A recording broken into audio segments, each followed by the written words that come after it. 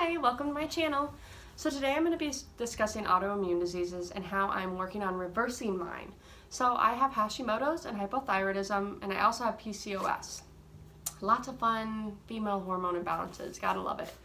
So the main thing that I have done to help my autoimmune diseases is nutrition. So I'm going to do kind of like a mini series, like I'll do a nutrition one, I'll do a supplements, I'll do a lifestyle one to kind of help you learn all around what to do to help your autoimmune disease.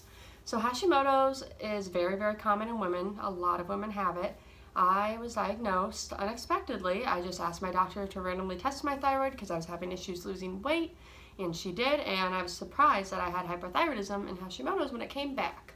So within a month of finding out I had an autoimmune disease, I was on medication and I did get pregnant. So it was like a ton of different things being thrown at me, and I was very interested in learning like why I got this autoimmune disease because nobody in my family I know has it.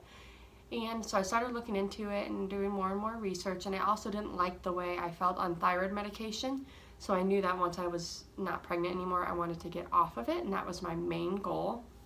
So the main thing I did nutrition-wise was cut out gluten.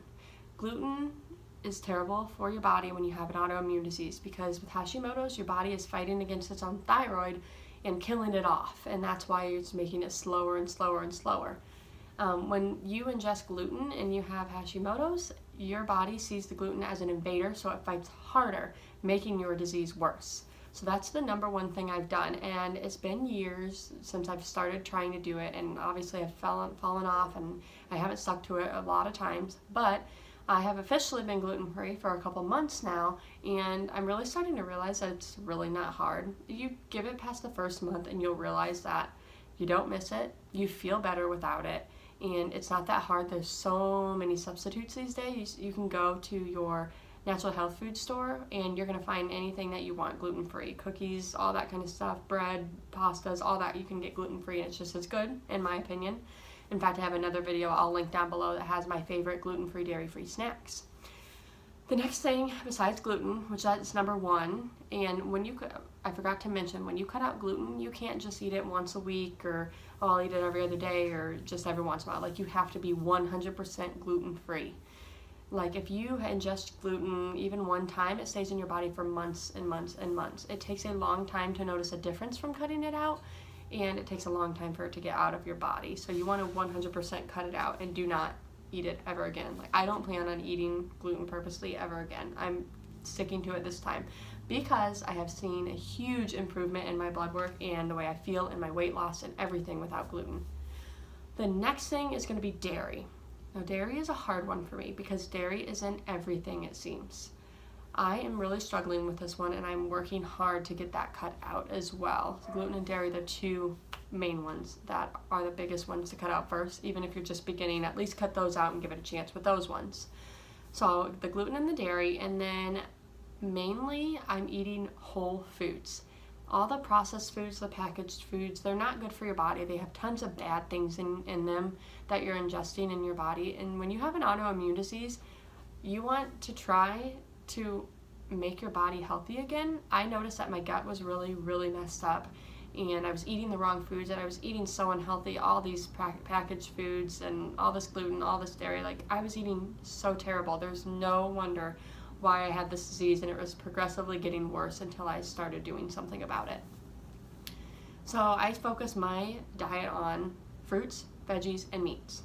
It's more considered like a paleo diet is what I will say I do. I do enjoy treats sometimes, but I make sure they're still the gluten-free treats. I usually throughout the week eat completely healthy, but then on the weekends I might enjoy a couple snacks, couple things, and that's fine to do. You don't have to cut everything out 100%.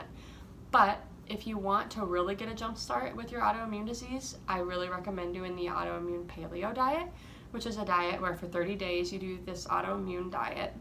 You can look it up online on Google. It's basically fruits, veggies, meats, all that. And there's certain foods that you can't eat that are like nightshades. It's like just more strict than a paleo. So you do that for 30 days, and then you slowly, one at a time, reintroduce the foods that you cut out to see if your body has a reaction to them.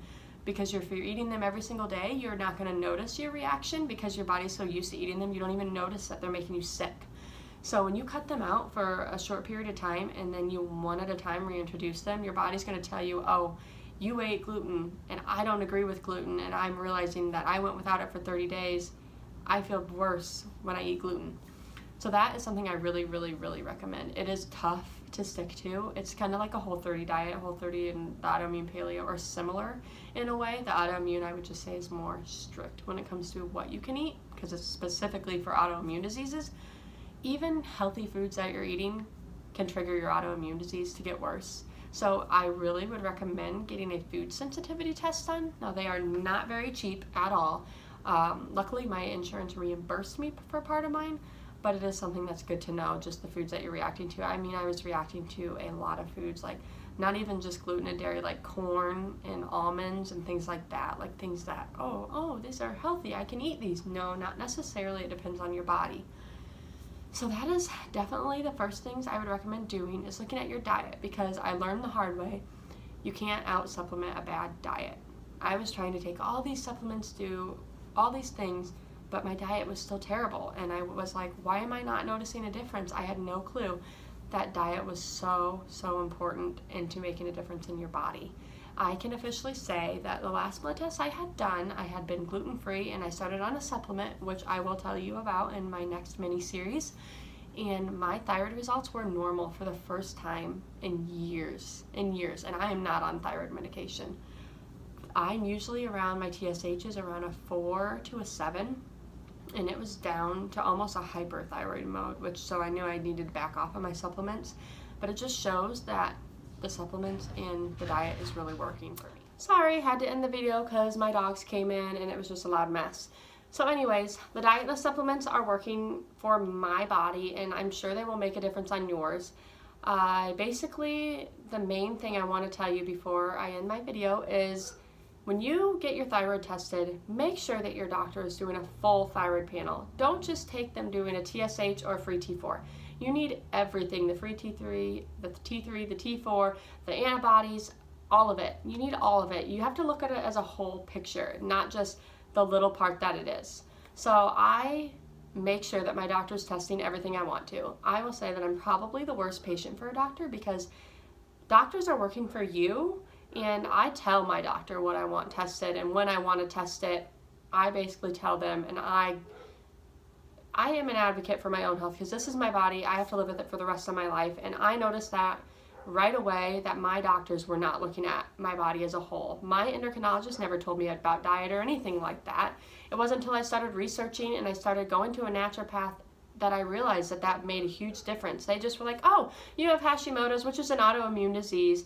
You have hypothyroidism, so here you go, here's medication, take it for the rest of your life. Your thyroid will probably keep dying off, and your medication will increase as it does. Don't take that for an answer. Don't. No. You need to be your own advocate. Find a doctor that's going to listen to you. If that doctor doesn't want to test a full thyroid panel, then you tell them, okay, thank you for your time, and leave. You find somebody that will. Because in your area, there's going to be a doctor that actually wants to help you, doesn't want to come in for 5 minutes, see you, and send you out the door without giving you any information and leaving you confused. So that is definitely the diet part. And then also what you should get tested when you go to your endocrinologist or a naturopath, I would definitely recommend 100%. It'll definitely help you when you do that. The next video, I'm going to go over supplementation. So please subscribe and like, and I'll see you next time.